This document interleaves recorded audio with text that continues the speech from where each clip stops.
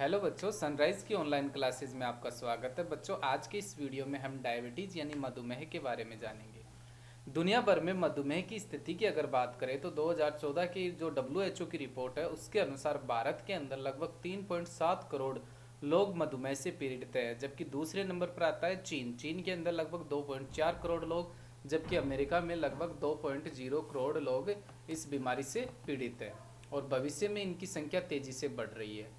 मधुमेह के जो दुष्परिणाम है यानी मधुमेह से क्या क्या हो सकता है तो वो देखते हैं। दुनिया भर में हर वर्ष लगभग 50 लाख लोग मधुमेह के कारण आंखों की रोशनी खो देते हैं। मधुमेह में गुर्दों की बीमारी होने का खतरा दुगना हो जाता है। मधुमेह में हाथ पैर व सुनता और नसों की कमजोरी हो जाती है। मधुमेह के रोगियों में मस्तिष्क अवस्था या स्ट्रोक होने की आशंका 4 गुना बढ़ जाती है। मधुमेह के रोगियों में हृदय रोग होने का खतरा दुगुना हो जाता है। बार बार मूत्र का संक्रमण होता है। मधुमेह में पैरों की देखभाल न करने पर गैंग्रेन होने से पैर काटन पड़ सकता है, यानी पैर के अंदर एक छेद हो जाता है काफ़ी बड़ा, वो हो सकता है मधुमेह से। चलिए अब देखते हैं इसकी परिभाषा। मधुमेह एक ऐसा रोग है जिसमें रक्त में शर्करा की मात्रा सामान्य से अधिक हो जाती है, यानी ब्लड के अंदर क्या होता है, शक्कर की मात्रा यानी ग्लूकोज यानी शुगर की मात्रा एक निश्चित मात्रा से ज़्यादा हो जाती, तो इस स्थिति को मधुमेह कहा जाता है, मधुमेह बीमारी कहा जाता है इसको। मधुमेह होने का खतरा किसको है? परिवार में अगर आपको पहले से परिवार में लोगों को मधुमेह है तो आपको खतरा है क्योंकि ये आनुवांशिक की भी होती है ये बीमारी।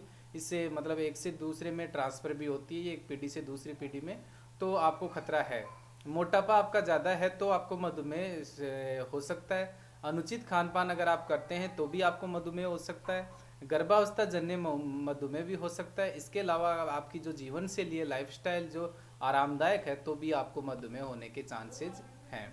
चलिए अब देखते हैं मधुमेह के कारण कौन कौन से हैं। सबसे पहला जो कारण है वो पारिवारिक यानी आनुवांशिक, यानी कि एक पीढ़ी से दूसरी पीढ़ी में पहुंचने वाला। अगर आपके पिता को मधुमेह तो 8% संभावना है मधुमेह होने की। अगर आपकी माता को मधुमेह है तो आप में 2% संभावना है मधुमेह होने की। माता पिता दोनों में अगर मधुमेह है तो 30% संभावना बन जाती है आपको डायबिटीज़ का शिकार होने की। आपके भाई या बहन में है तो 10% संभावना होगी। अगर आपके असमान दिखने वाले जुड़वा भाई में है तो 15% से होगी। समान दिखने वाले जुड़वा भाई में मधुमेह है तो आप में 40% यानी सबसे ज़्यादा संभावना होगी डायबिटीज होने की।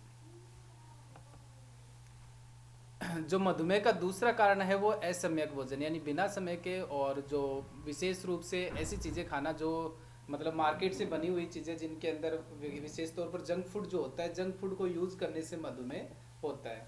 तीसरा जो मुख्य कारण है मोटापा। अगर आपको इसका शरीर काफ़ी मोटा है और आपके शरीर में काफ़ी ज़्यादा वसा है, मोटापा ज़्यादा है, तो डायबिटीज़ का खतरा भी आपको ज़्यादा होगा।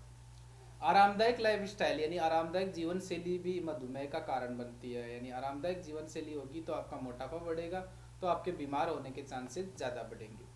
इसके अलावा मधुमेह के जो लक्षण है उसमें मूत्र अधिक आना, यानी कि बार बार पेशाब करने जाना पड़ता है, प्यास बार बार लगती है, भूख अधिक लगती है। इसके अलावा जो लक्षण है वो है अचानक बिना प्रयास के ही आपका वजन कम हो जाना। अगर अचानक ही आपका वजन कम हो रहा है तो ये समझ लीजिए कि ये डायबिटीज़ का एक सिम्टम हो सकता है। इसके अलावा जो दूसरा मुख्य लक्षण है नज़र का धुंधला होना। डायबिटीज़ के जो पेशेंट होते हैं, मधुमेह के जो पेशेंट होते हैं, उनको दिखाई कम देता है और उनकी नज़र धुंधली हो जाती है। इसके अलावा जो लक्षण है वो है थकान होना, कमजोरी होना, सिर दर्द होना और एकाग्रता में कमी होना। मधुमेह के लिए जांच। रक्त में शर्करा या शुगर की मात्रा जांच की जाती है और ये किट आती है, आप घर पे भी इसकी जांच कर सकते हो, जिसमें सामान्य मात्रा अगर शुगर की बात करें तो खाली पेट होती है 70 से 110 और भोजन खाने के बाद होती है 110 से 140, जबकि मधुमेह रोगी की 126 होती है खाली पेट, जबकि भोजन खाने के बाद लगभग 200 से ऊपर हो जाती है जो मधुमेह का रोगी है। मधुमेह या शुगर की बीमारी के कारण शरीर के विभिन्न अंगों पर होने वाले रोग या उन विभिन्न अंगों पर कौन कौन से प्रभाव पड़ते हैं। तो सबसे पहला जो रोग है जो मधुमेह के कारण होता है वो होता है लकवा। दूसरा जो है वो दिल और हृदय की बीमारियां भी हो सकती है। खून की नाड़ियों का पतला भी होना भी हो सकता है। पैरों व त्वचा में नाखून की बीमारियां हो सकती है। आंखों की बीमारियां हो सकती है। गुर्दे की बीमारियां हो सकती है। बांझपन हो सकता है। नसों में कमजोरी हो सकती है। पैरों और त्वचा पर नाखून की बीमारियां हो सकती है। यानी कि ये बीमारियों का घर है मधुमेह। यानी मधुमेह अगर आपको हो गया तो इसे सावधानी बरतें और जहाँ तक बेटर रहेगी इससे बचने का उपाय देखें, क्योंकि इस इलाज से बेहतर है कि उससे बचाव ही बेहतर है इलाज से। तो आगे देखते हैं मधुमेह चिकित्सा के लक्ष्य। खून में शर्करा की मात्रा को नियंत्रित करना, यानी मुख्य रूप से जो इसका इलाज होता है वो होता है इकोलाई जो बैक्टीरिया उसके अंदर से इंसुलिन निकाला जाता है और इंसुलिन के इंजेक्शन दिए जाते हैं। इंसुलिन क्या करता है, शर्करा की मात्रा को कम करता है ब्लड में। तो इसका एकमात्र इलाज यही है कि बार बार इंसुलिन के इंजेक्शन लेने पड़ते हैं जिससे शर्करा की मात्रा नियंत्रित हो जाए। इसके अलावा उपद्रवों का रोकथाम, ये मुख्य लक्ष्य हैं। चिकित्सा क्रम, रोग संबंधित जानकारी, भोजन संबंधी परिवर्तन, जीवन शैली संबंधी परिवर्तन होना चाहिए और दवाइयाँ होनी चाहिए। जानकारी प्रणाली, रोगी को रोग के बारे में मूलभूत जानकारी देनी चाहिए। नियमित रूप से शुगर की जांच करनी चाहिए। नियमित बार नापना चाहिए। चोट घाव बचाव घाव होने की विशेष ध्यान देना चाहिए। भोजन संबंधी परामर्श लेना चाहिए। विहार संबंधी परामर्श लेना चाहिए और औषधि संबंधी परामर्श लेना चाहिए। इसके अलावा जो मधुमेह के बचाव हैं वो है जैसे वजन नियंत्रित करना चाहिए अपने को।